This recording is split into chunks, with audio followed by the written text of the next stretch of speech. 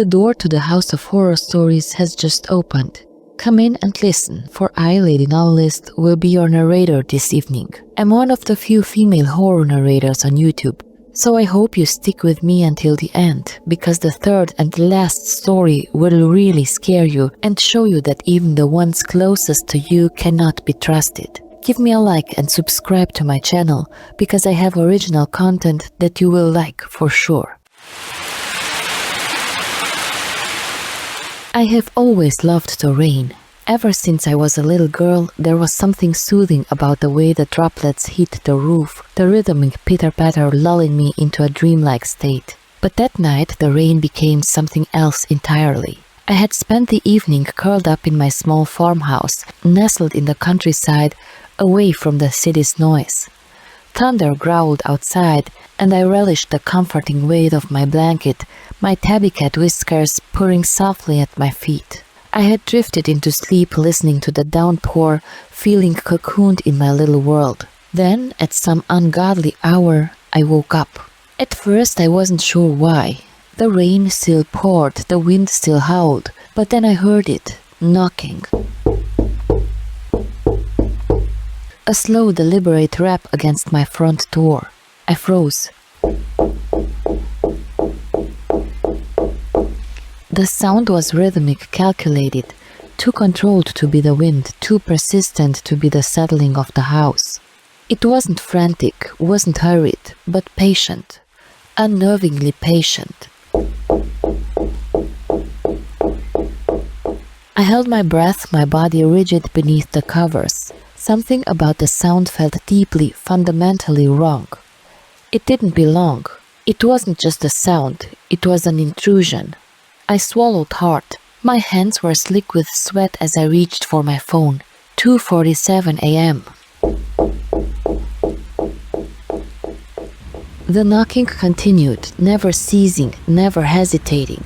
I strained to hear beyond it, to detect the shuffle of feet, the murmur of a voice, anything to suggest a person was out there. But there was nothing, just a terrible, insistent knocking. Whiskers stirred at my feet, his ears twitching violently. He let out a low growl, his small body tense. The sound sent shivers down my spine. He had never done that before. I forced myself to sit up. My body felt sluggish, as if fear had sunk into my muscles, weighing me down. I didn't dare move toward the door, but the knocking seemed to be inside my head now, hammering into my skull, demanding my attention. It never changed in intensity. It wasn't a demand, it wasn't a plea, it was something else entirely, something watching.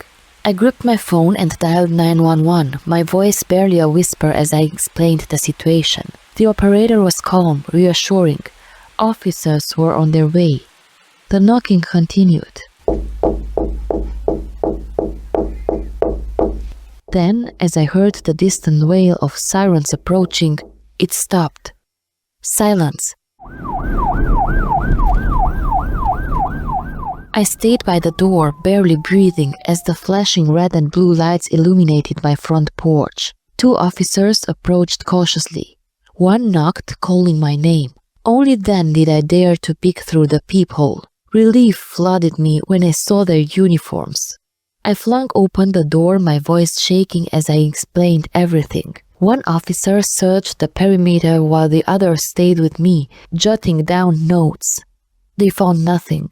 No footprints in the mud, no signs of forced entry, nothing to suggest that anyone had been there at all. "You said it stopped when we arrived," one of them asked, frowning. I nodded. "We'll keep a patrol nearby," he assured me. "Call if it happens again."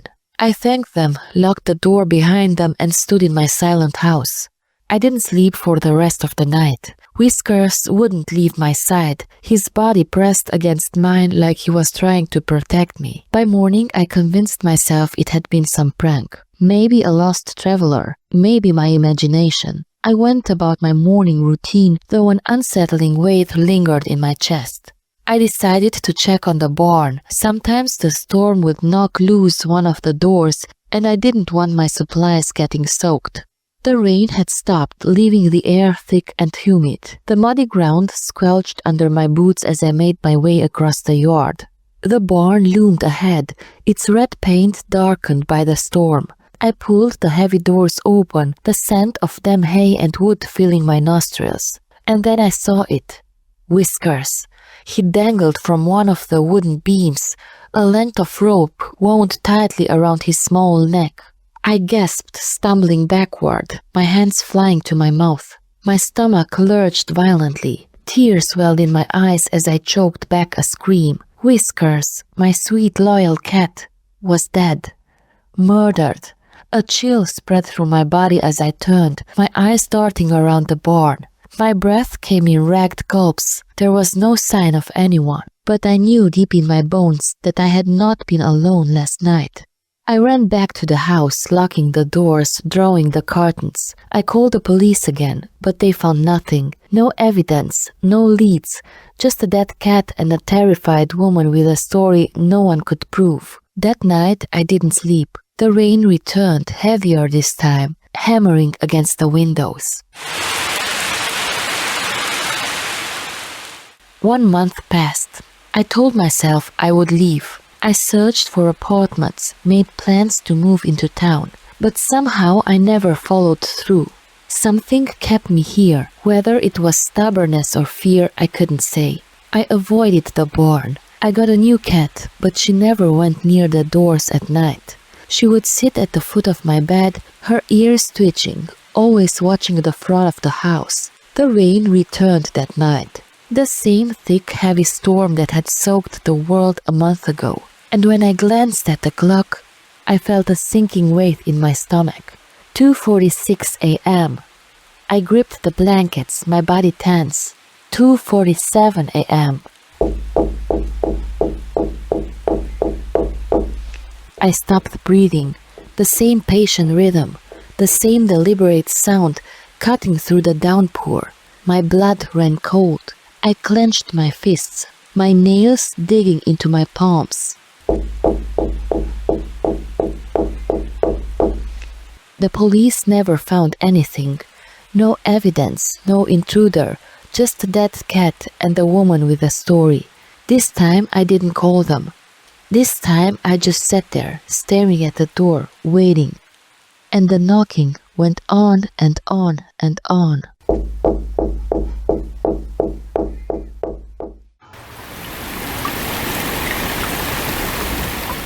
I should never have wandered so far. I should have stayed near my hotel, where the streets were bright and the people bustled even at night. But curiosity had pulled me away.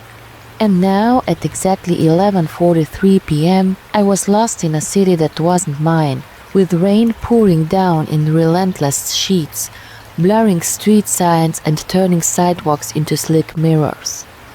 The neon lights of the main roads had long since faded, replaced by dark alleyways and crumbling buildings with shattered windows. I had been walking for 20 minutes, trying to retrace my steps, but nothing looked familiar anymore. My phone, clutched tightly in my damp fingers, had no signal. Then I felt it. A presence. The unmistakable sensation of being watched slithered down my spine, making my skin prickle beneath my soaked jacket. The rain pounded around me, drowning out the sound of my own footsteps. I swallowed hard and turned my head ever so slightly, just enough to glimpse over my shoulder. He was there, a man in a black coat, standing just far enough behind me to make me doubt myself. His collar was turned up against the rain, his black hat pulled low over his face. But even from a distance, I could feel his gaze, fixed, unwavering. I turned forward again, my breath hitching. Maybe he was just another lost traveler, trying to escape the downpour like I was. Maybe he wasn't following me at all. But as I picked up my pace, so did he. By the time the clock struck 11:52 p.m., panic had fully tightened in my chest. My damp clothes clung to my skin as I pushed forward, my boots splashing in the puddles that pooled in the cracks of the pavement. I turned sharply down another street, then another, weaving through unfamiliar roads in a desperate attempt to lose him. For a moment I thought I had succeeded. I risked another glance behind me. Empty. The street stretched in eerie silence, the rain blurring the distant glow of streetlights. No man in a black coat. No one at all. I exhaled shakily and pressed on, my steps quick but no longer frantic. I just needed to find my way back. My hotel wasn't far, I knew that much. Then I saw the park. It was a small thing nestled between rows of neglected buildings, its entrance framed by an old iron gate that creaked in the wind.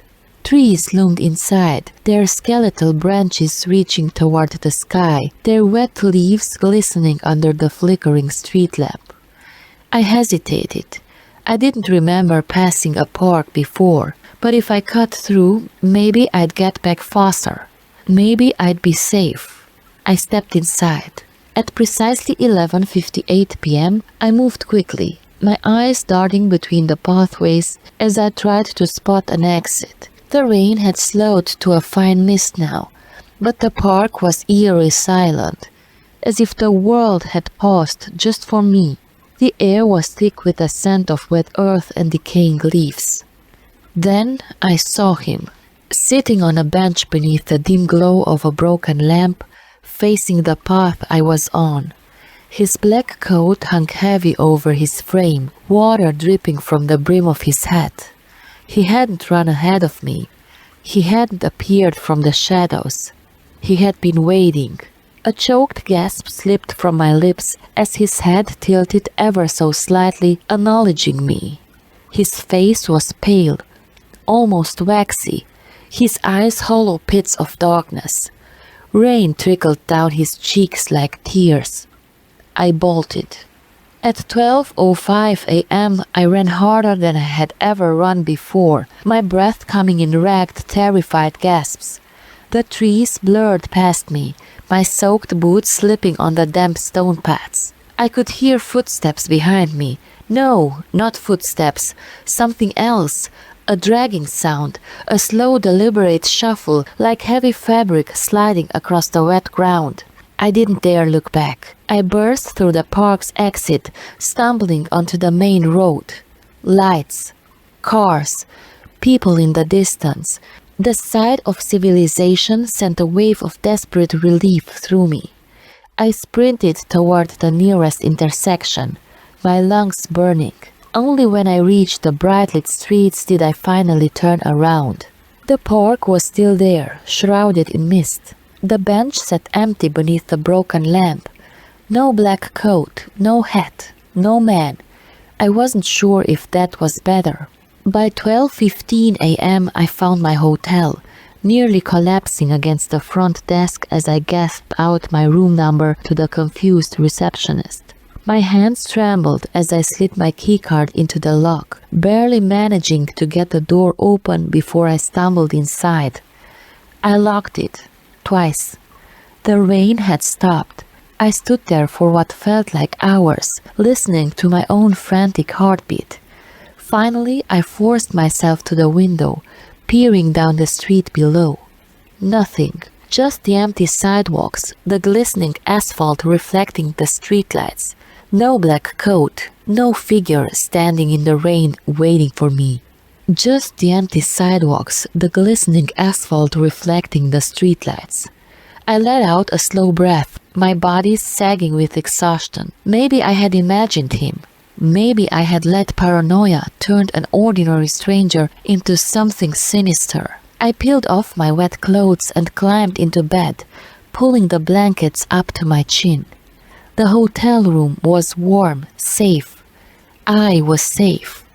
And then a soft knock at my door. I stopped breathing. It was slow, deliberate.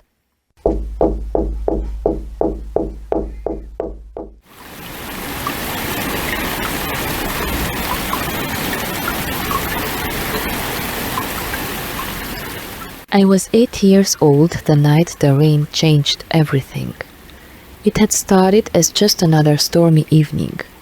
The sky had darkened early, the thick swollen clouds rolling in from the west, swallowing the last remnants of daylight.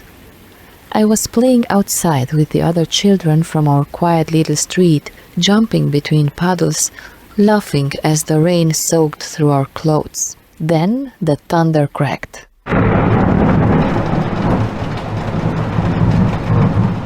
Loud, close, as if the sky itself had split open above us.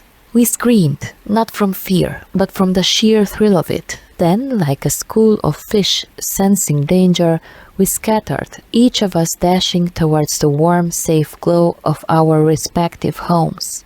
I ran through the downpour, my small feet splashing through muddy water, my breath coming in quick gasps as I neared my house. The porch light flickered as I bounded up the steps. My mother was standing in the doorway, waiting. It was 6:02 p.m. when I noticed it. Something was wrong. My mother's eyes looked off. Too wide, too bright, like she wasn't fully there. My father stood just behind her, still and silent, watching me as I stepped inside. The moment I crossed the threshold, I felt it. A shift in the air. The house smelled different. Damp, but not just from the rain. It was an earthy, decaying scent, something ancient and unnatural. "Go dry off, sweetheart," my mother said. Her voice was too sweet, too rehearsed. I hesitated. My father had yet to say a word. I nodded slowly and went to my room, peeling off my wet clothes, shivering even under my blanket. Something about my parents was wrong. It was 11:23 p.m. I couldn't sleep. The rain drummed against the window, steady and ceaseless. But beneath that sound I heard something else. Soft, slow, footsteps.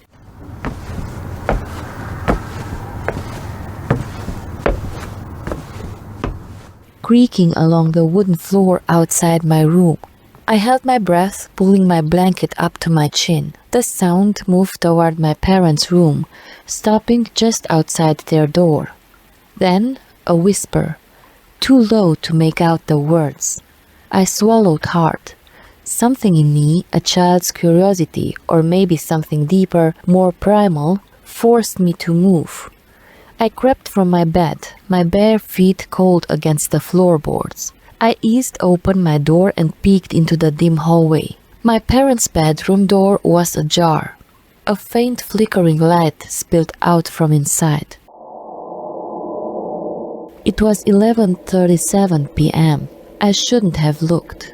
Inside, my parents knelt on the floor, their hands joined, their heads bowed.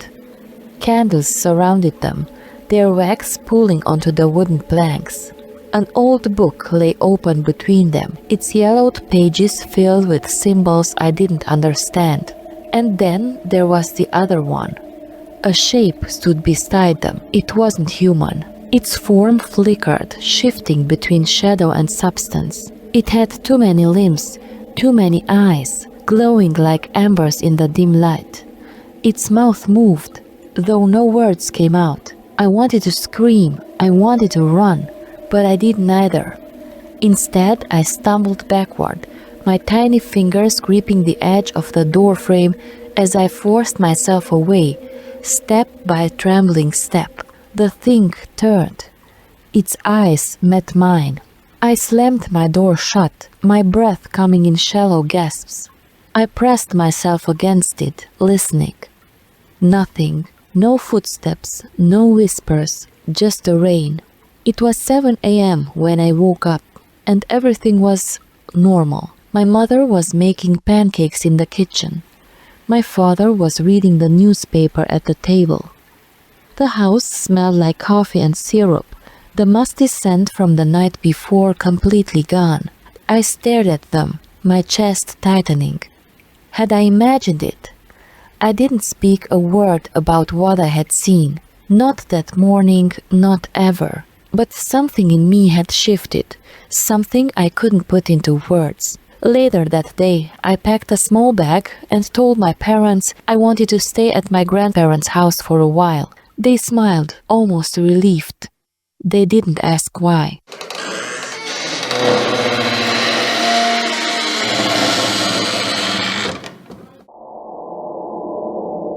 The door of the House of Horror Stories closed today, but I expect you to join me next time. Once you subscribe to the channel, turn on notifications so you know exactly when I post the next horror episode. My plan is to prepare 2 episodes a week because I do not use artificial intelligence and YouTube is not my main job. I just have fun doing it. I'll let you sleep now, if you can. Good night. Hi, my dear listeners. I'm Lady Novelist, and tonight I welcome you to another chilling episode on my YouTube channel. Have you ever been home alone and felt that creeping sensation that you're not as alone as you think? That the darkness outside might be watching? That someone might be lurking just beyond your sight? I read all my stories by myself, without using artificial intelligence, so you have to take me as I am, with my Eastern European accent, which I am proud of. Tonight I bring you 3 terrifying tales of being alone when danger comes knocking. These are stories of eerie figures, whispered voices, and things that defy explanation. So dim the lights, settle in and prepare yourself, because in these stories, being home alone is only the beginning of the nightmare.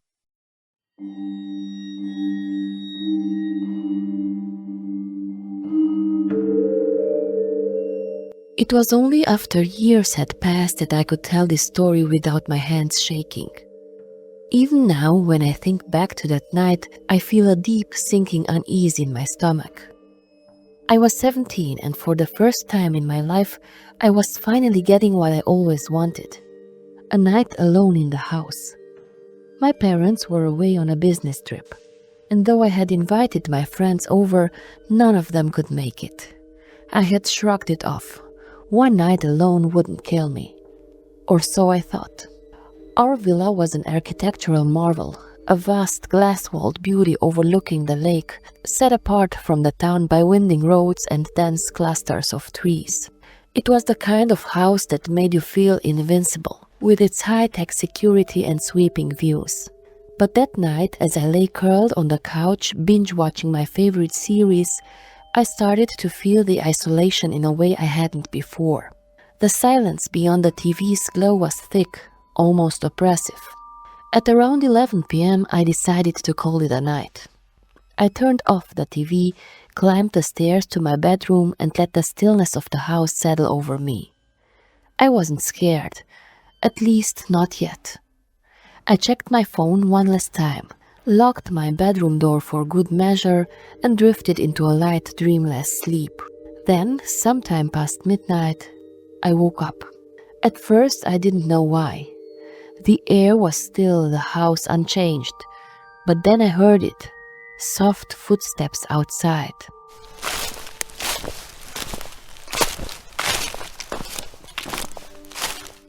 The sound was faint, hesitant, a slow crunch of gravel under measured steps.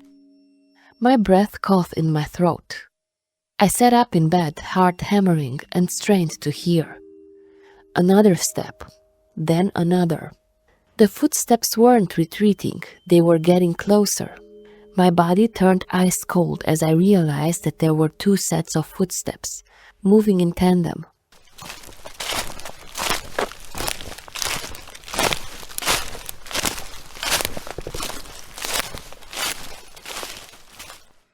I slipped from my bed, my feet silent against the floor, and tiptoed toward the window. My hand trembled as I reached for the curtain, peeling it back just enough to see outside. 2 men. They were moving strangely, their bodies low, their heads tilting at odd angles as if they were scanning the house, searching. The porch light cast long shadows over them, distorting their movements into something unnatural. One of them walked with an almost deliberate slowness, his steps exaggerated as if he was savoring the moment. The other moved in sharp, jerking motions, stopping suddenly before resuming his unnerving prowl.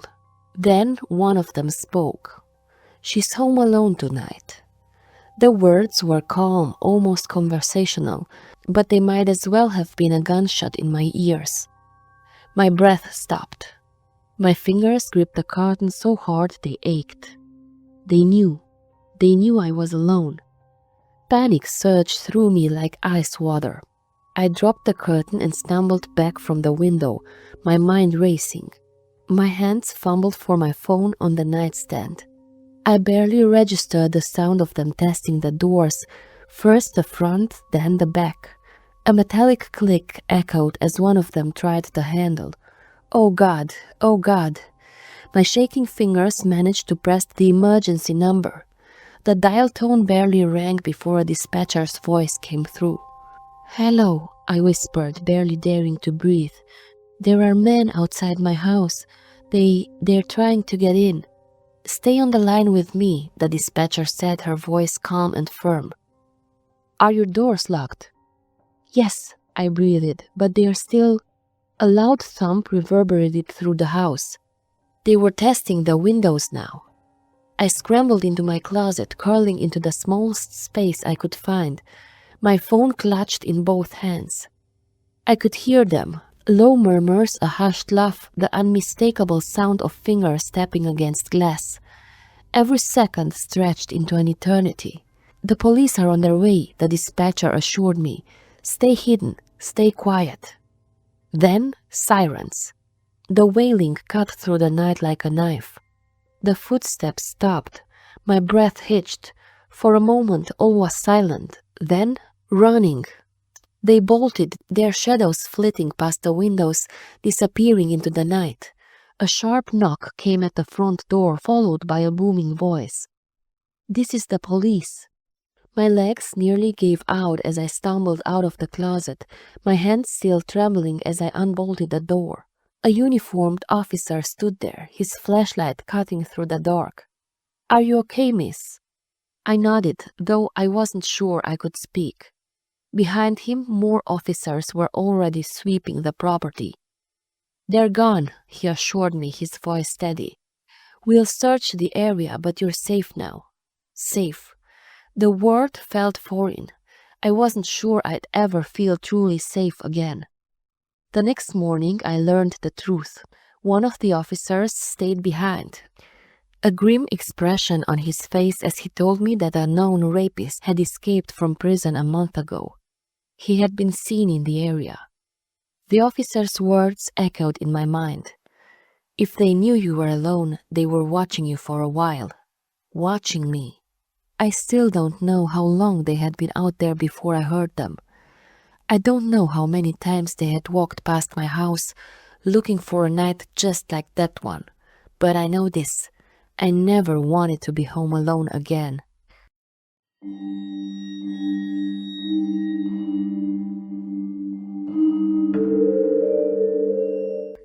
I never used to be afraid of being alone, but after that night something changed in me. I no longer trust the silence.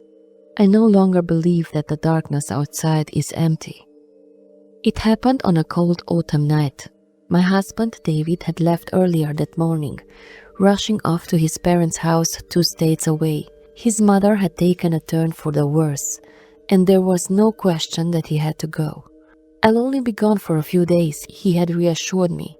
"Call me if you need anything." I had smiled, kissed him goodbye, and closed the door, relishing the quiet solitude of our house. I liked being alone sometimes. I told myself it would be a peaceful break, just me, a glass of wine, and a good book. But as night fell, the loneliness settled in heavier than I expected. By 11 p.m., I was curled up on the couch halfway through a crime novel when I heard it. Voices. They were faint, drifting from outside, distorted by the wind. My brows furrowed. I lived in a quiet neighborhood, and the only person nearby was my next-door neighbor Lisa. She was a single mother of 2 little kids, and I doubted she'd be outside this late. I set my book down and went to the window. The streetlights cast pale yellow pools onto the empty road. Nothing. The voices had stopped. I turned away, telling myself I imagined it. Maybe the wind had carried them from farther down the street. Maybe someone was walking their dog. But just as I stepped away, a whisper, right outside the house. My heart lurched into my throat, the soft murmur of words unintelligible yet deliberate. I swallowed hard and glanced toward Lisa's house. Was she outside? Maybe checking on her kids? I grabbed my jacket and stepping onto the porch. The night air was sharp and cold against my skin. The neighborhood was still, the only sound the dry rustling of leaves in the wind. "Lisa," I called out softly. Silence. I stepped further onto the lawn, glancing toward her house. Her lights were off. There was no sign of movement. I turned in a slow circle, my breath coming out in small white puffs. Then something made me look up, to the treehouse. Elisa had built it last summer for her kids. A small, sturdy wooden structure, nestled between the thick branches of an old oak tree. I had seen her children play in it countless times, their laughter echoing through the yard. But tonight there was no laughter. Tonight someone else was in there, a man. He stood in the open doorway of the treehouse, perfectly still, his body a dark silhouette against the dim interior. He was tall, his posture unnaturally rigid. His head was tilted slightly, as if studying me. My blood turned to ice. "What are you doing there?" I demanded, my voice sharp. "Who are you?" He didn't move, didn't speak, just stood there, watching. Fear crept up my spine, clawing at my ribs. My fingers twitched at my sides, itching to reach for my phone. My gut screamed at me to run. "I'm calling the police," I warned, my voice louder now, more forceful. And that's when he laughed.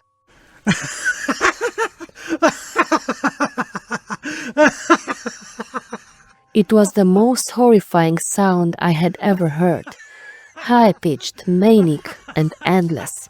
It started as a giggle, then grew into something monstrous, a jagged cackle that didn't belong to the throat of a sane man. The sound filled the night, bouncing off the trees, seeping into my bones. I turned and ran. My legs barely worked as I stumbled back inside, slamming the door and locking it. My fingers were shaking as I fumbled for my phone. I dialed 911, gasping out the words.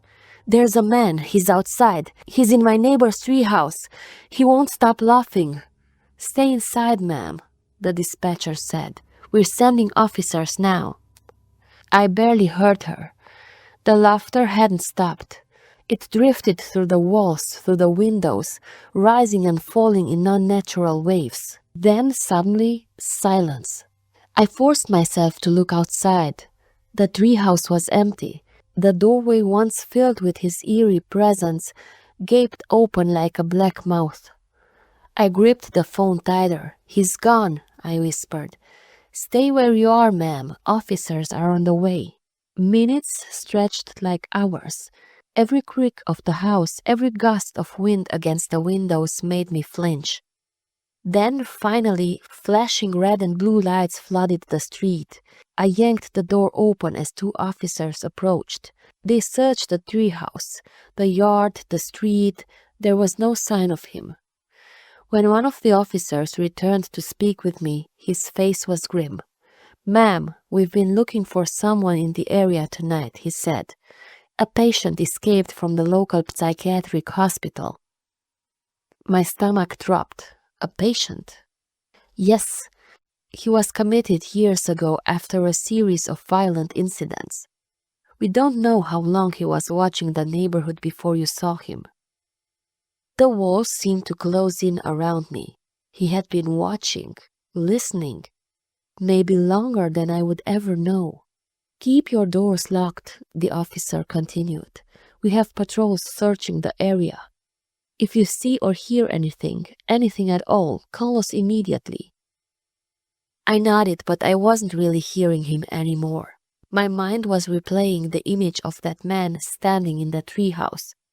The way he had looked at me, the way he had laughed, The way he had disappeared. I didn't sleep that night or the next. Even when David came home, I couldn't shake the feeling that the man had never really left. That somewhere out in the dark he was still watching, waiting, and smiling.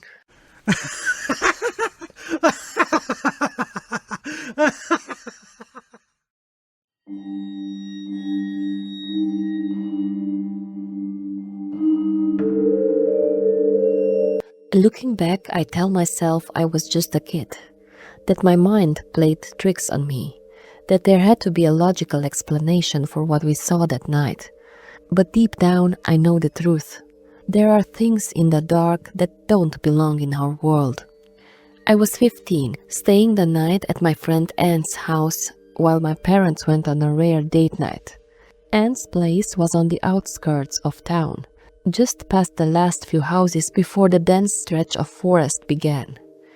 It was an old house, creaky and weather-worn, but cozy in that way where you felt like you could stay up all night whispering secrets under a pile of blankets.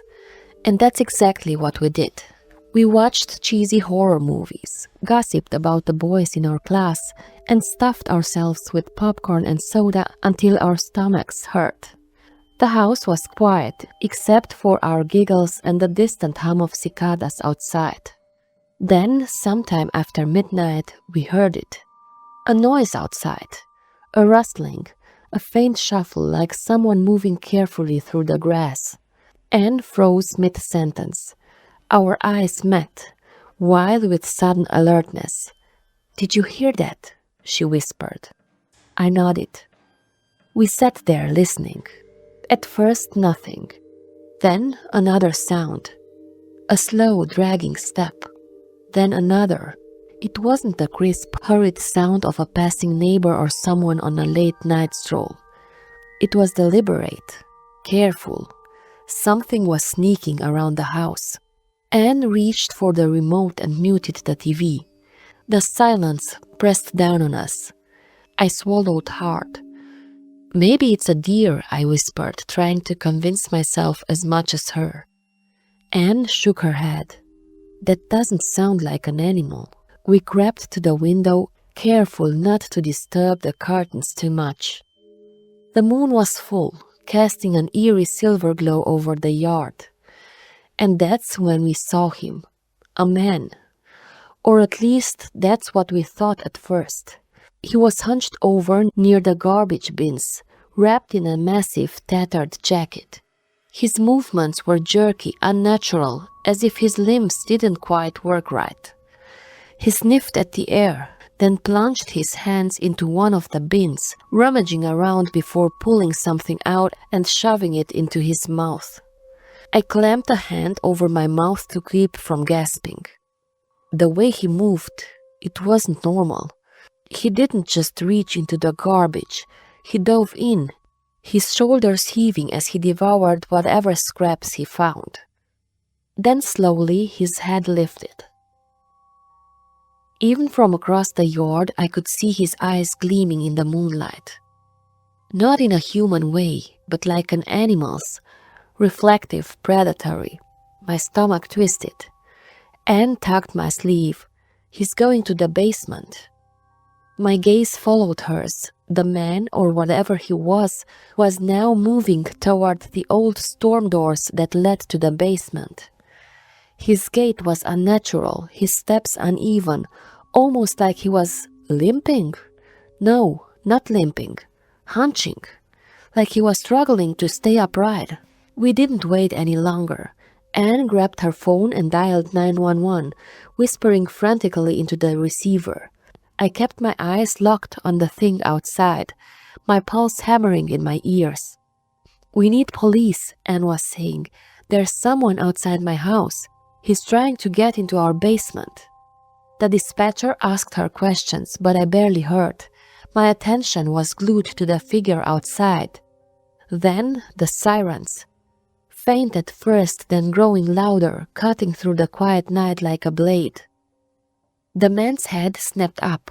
He went rigid for a second. Then he dropped to all fours, My breath caught in my throat. He moved, no, he scuttled across the yard, his limbs bending in ways that didn't make sense. His long coat flared out behind him, and for the briefest moment I saw something. Something long. Something thin and covered in bristling fur. A tail. Anne sucked in a breath beside me. And then it was gone. It bolted toward the woods, disappearing into the darkness just as the police car pulled up. We barely managed to explain what we saw. The officers searched the property, shining flashlights into the trees, but they found nothing. A homeless man, probably, one of them said, though his voice lacked conviction. Neither Anne nor I argued. We didn't know what we saw. We still don't, but when we finally crawled into bed that night, neither of us could sleep. We lay there, staring at the ceiling, listening for the sound of something moving outside, something that shouldn't exist.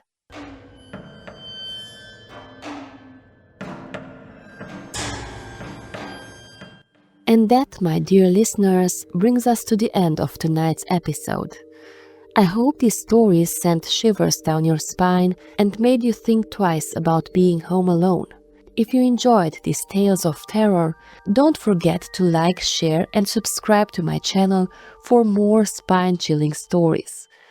Until next time, sleep well, if you can.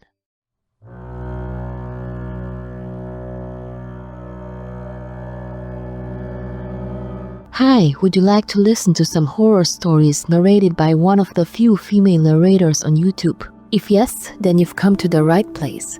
Because I, Lady Novelist, will read you 3 night drive horror stories that will make your blood run cold. It's my voice, human, imperfect, but special in its own way, so I hope you'll stick around to listen to my stories. If you like them, don't forget to give me a like and subscribe to my channel. I've prepared 3 stories for you, but the last one is really special, so please stay with me until the end and listen carefully.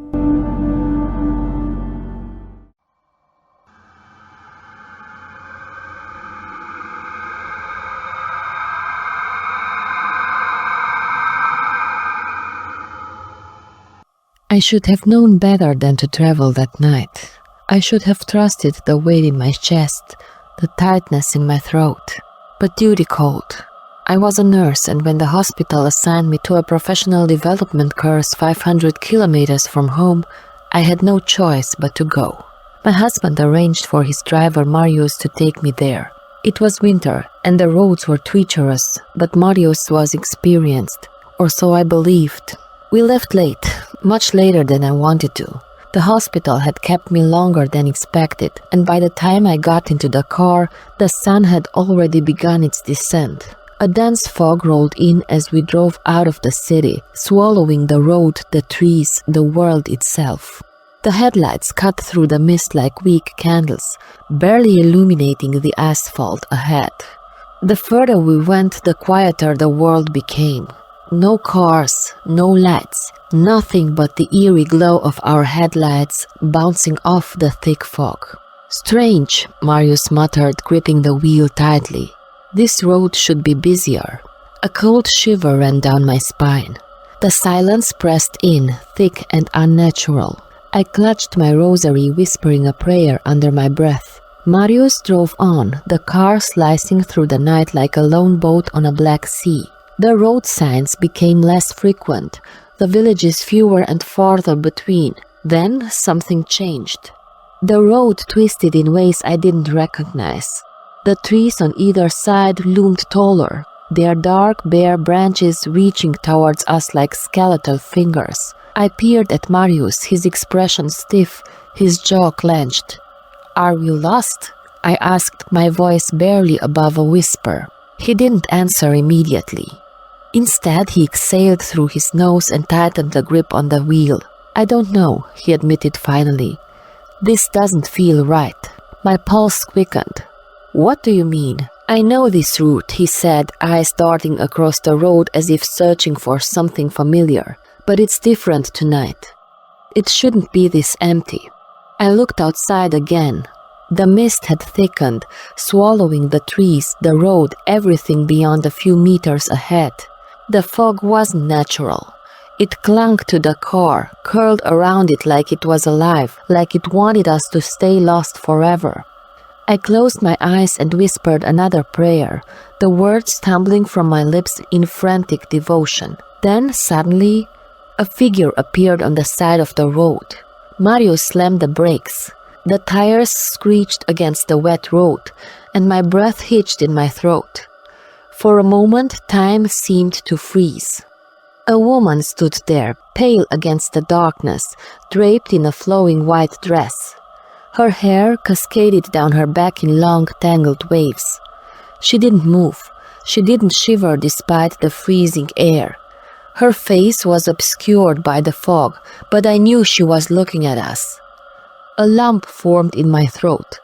"Marius," I whispered. "We have to take her." He turned to me sharply. "What? Are you insane? We're already lost. We don't need—" "Please," I interrupted, gripping my rosary so tight the beads bit into my palm. "Look at her. She needs help." He hesitated, his knuckles white against the steering wheel. Then, exhaling heavily, he reached over and unlocked the door. The woman moved without hesitation. Her steps were soundless as she approached. She opened the door and slid into the back seat without a word. A cold draft followed her, slithering into the car, settling in my bones. Marius glanced at me through the rearview mirror, his expression unreadable. "Where are you going?" he asked. The woman's voice was barely above a whisper. "Near the monastery." Marius hesitated, then nodded and started driving again. The moment we moved, the fog began to clear.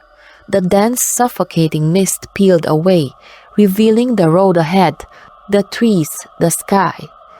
It was as if something had been holding us back, keeping us trapped in an endless loop, and now it was letting us go. I turned in my seat to look at our passenger. She sat still, hands folded neatly in her lap, her face unreadable. My skin prickled. Something about her unsettled me, yet I felt no fear.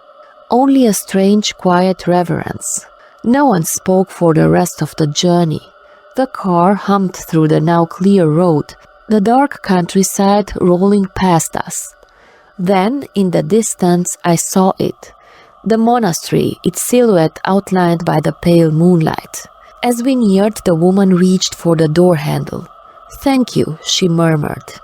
Before I could respond, she stepped out. The cold rushed in as she disappeared into the darkness, her white dress blending into the night. I watched her go, my heart pounding in my chest. Then, as she neared the monastery's gate, she vanished, not walked away, not faded into the distance, vanished. I gasped. Marius swore under his breath, crossing himself. I squeezed my rosary, lips trembling. "Drive," I whispered. "Now." He didn't need to be told twice. He pressed the accelerator and we sped away, the monastery shrinking behind us. We arrived at my destination safely. The roads remained clear, the journey smooth. When we finally reached the small inn where I was staying, Marius killed the engine and turned to me, face pale as death. "We picked up a ghost, didn't we?" I looked down at my rosary, the beads warm now, as if they had absorbed my fear. "I don't know," I admitted, "but whatever she was, she helped us." Marius nodded slowly. "Then let's pray we never meet her again." I agreed, but deep in my heart I knew. She hadn't been lost. She had been waiting.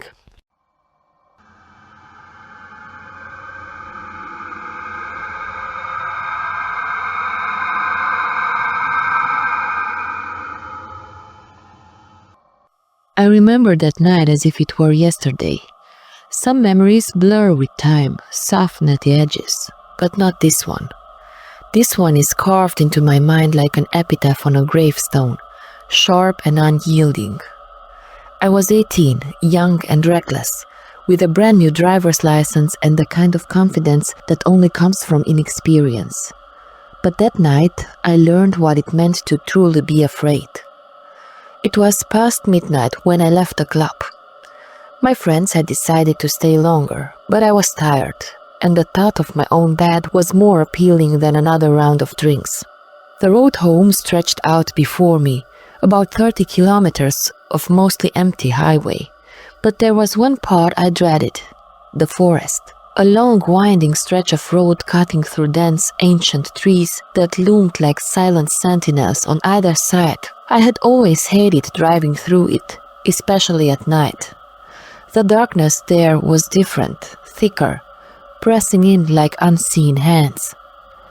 Still, I had no choice but to go through. The music in my car was low, and my fingers tapped anxiously on the steering wheel as I tried to ignore the eerie isolation. My headlights illuminated the road ahead, but beyond that, nothing but darkness. The further I drove, the more I felt something, an unease creeping up my spine like cold fingers. Then the car jerked, a sudden violent lurch that sent my stomach plummeting. The steering became heavy, and a sickening thump-thump-thump echoed beneath me. A flat tire. My heart hammered as I pulled over to the side of the road, the trees pressing in on either side like a living wall. I swallowed hard, my breath shaky. I didn't dare get out. Not here, not in the middle of the forest, in the middle of the night. Instead, I grabbed my phone with trembling fingers and called my dad. He picked up after just 2 rings, his voice groggy but alert when he heard my panicked explanation. "Stay in the car, lock the doors. I'm coming." I nodded, even though he couldn't see me. "Please hurry." "I will." The call ended and silence swallowed me whole.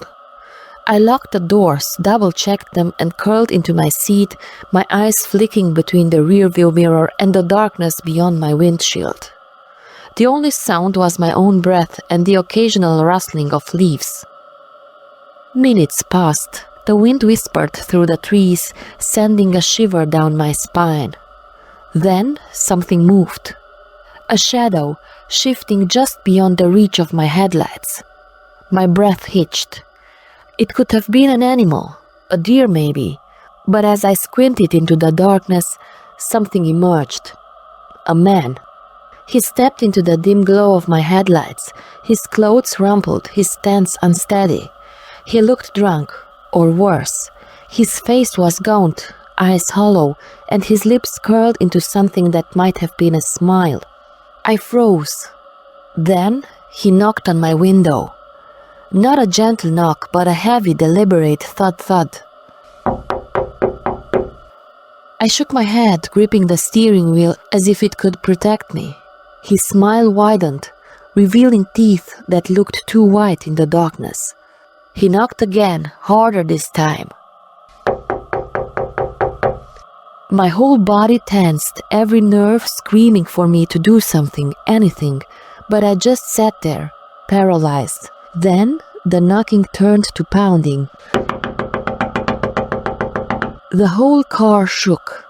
I gasped, my hands fumbling for the horn. Desperation overtook fear, and I pressed down, the sound blaring through the night.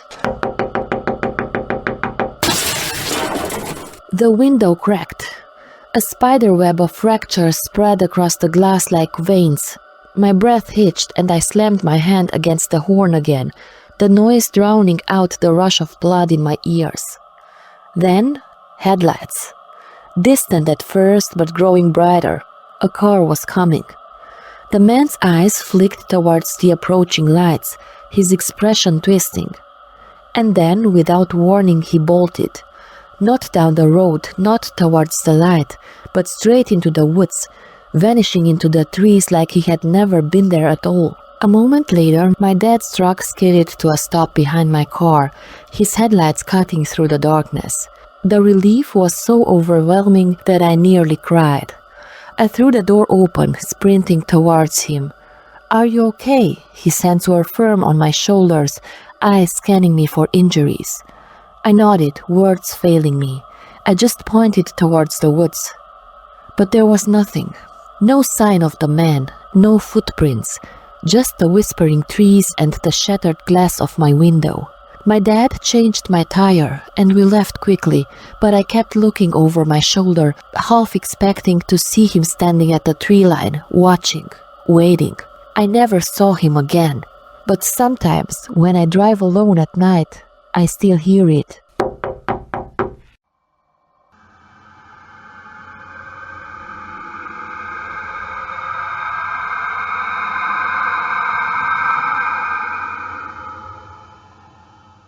The road stretched endlessly before us, dark and desolate, swallowed by the black abyss of the countryside. The laughter and chatter from the wedding party still echoed in our minds, but the night felt different now, quieter, heavier, as if the world beyond the car windows had ceased to exist. Mira sat in the back seat, staring at the empty road ahead. Beside her, Jake, half asleep, murmured something incoherent. Up front, Kyle drove, his fingers drumming lightly on the steering wheel, while I scrolled through my phone, frowning at the lack of reception. "I told you we should have filled up before we left," Kyle muttered, eyes darting to the fuel gauge. The needle hovered dangerously close to empty. "There's a gas station coming up," Mira said, spotting the faded sign ahead. Kyle flicked on the turn signal and pulled into the dimly lit lot. The gas station was old.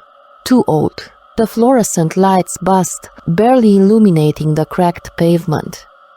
The pumps looked ancient, with rust creeping along their edges. A faded sign on the roof read Fuller's Gas and Goods, but the letters were worn, barely legible. It was as if we had stepped back in time. "This place is a relic," Jake muttered as we got out. "Maybe it's some kind of retro thing," I offered, though I didn't sound convinced. The gas station looked very, very strange. As we walked inside, the air grew thick with the scent of dust and aged wood. A small TV sat on the counter, playing a grainy black and white broadcast of an old talk show. The host's eyes were unnervingly wide, his voice distorted by static. A corded rotary phone rested beside the register, its plastic yellowed with time. Behind the counter stood a man, motionless. He was tall and thin, his skin sallow under the flickering lights. His uniform was crisp but outdated, and his eyes, a murky shade of gray, held no warmth. He smiled. Too wide, too forced. "Evening," he drawled, voice thick with something unnatural. "Long drive?" Yeah," Kyle said hesitantly, handing over his card. The man took it with skeletal fingers, his nails too long, too yellowed. A loud click echoed through the store as the man ran the card through an old manual credit card imprinter. The machine let out a slow, wheezing breath, as though struggling to function. "You kids be careful now," the man said as he handed back the card. His smile remained, unblinking. Something in Mira's stomach churned. She glanced at the man's hands. Were his fingers longer than before? Kyle muttered a thanks and hurried us out. As we climbed back into the car, Mira stole one last glance at the gas station. The cashier was still watching, still smiling. Kyle pulled onto the road, shaking his head. That was weird as hell. We all murmured in agreement, a shared unease settling over us. Then the headlights appeared. Mira noticed it first. A car trailing behind us, its engine a low guttural growl. "Is that—" I started, my voice trembling. Mira's breath hitched as she turned, her blood running cold. The driver. It was the cashier. His grin was still there, wide and frozen, as if carved into his face. Kyle accelerated. "What the hell?" The car behind us matched our speed. "He's following us," Jake whispered. He's toying with us." The cashier's car flicked off its headlights, vanishing into the darkness behind us. Then, a second later, we snapped back on. Closer. Kyle swerved, trying to lose him, but the road was empty. No other cars, no exits, just endless asphalt and trees that seemed to close in around us. "We need to call the cops," I said, gripping my phone with shaking hands. "No service," Jake muttered. Then a ringing sound. Mira turned, her stomach twisting into knots. The rotary phone from the gas station was in our back seat. It sat on the seat beside her, its coiled cord stretching into nothingness. The phone rang again. Nobody moved. A third ring. Jake, as if possessed, reached out and picked up the receiver. A voice, garbled and distant, whispered through the line. "You shouldn't have left." Jake dropped the phone as if it burned him, his breath coming in ragged gasps. The moment it hit the seat, the headlights behind us vanished. For a second there was nothing but silence.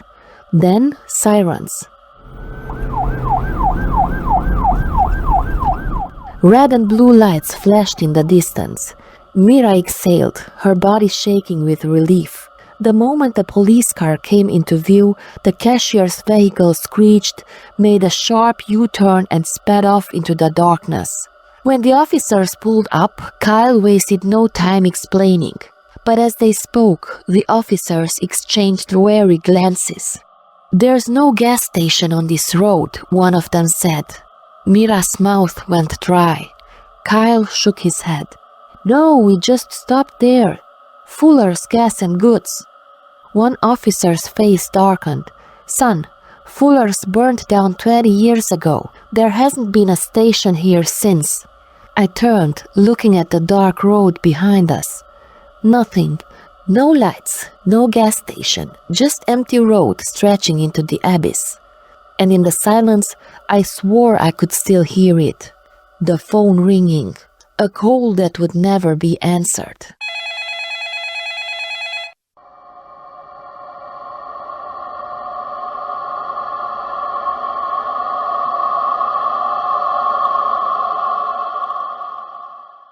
Dear friends, our horror episode is over, and thank you for listening. I hate voices generated by artificial intelligence, and if you hate them too, then of course we can be friends. I'll let you go to sleep now, if you can, but not before I ask you to subscribe to my channel, because it shows me that human narrators are still appreciated. Good night.